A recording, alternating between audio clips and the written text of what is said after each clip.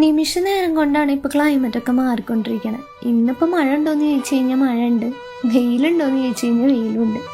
ഈ മഴക്കാലമൊക്കെ ആയതുകൊണ്ട് തന്നെ ഹെയർ കെയർ ചെയ്യപ്പോൾ ഭയങ്കര മടിയാണ്.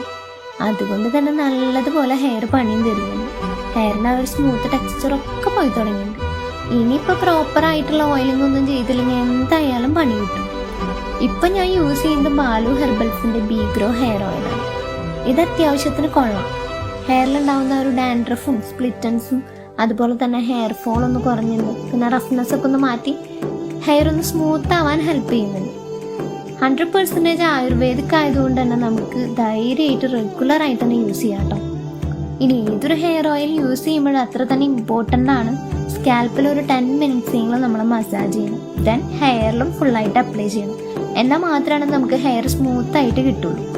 അപ്പോൾ എല്ലാവർക്കും ഒരുപോലെ യൂസ് ചെയ്യാൻ പറ്റുന്ന ഒരു ഓയിൽ ആയതുകൊണ്ട് തന്നെ ആർക്കെങ്കിലും ആവശ്യമുണ്ടെങ്കിൽ അവരുടെ വെബ്സൈറ്റിൽ നിന്നോ കസ്റ്റമർ കെയർ നമ്പർ വഴിയോ പർച്ചേസ് ചെയ്യാവുന്നതാണ്. അപ്പോൾ ശരി, ഓക്കെ, ബൈ.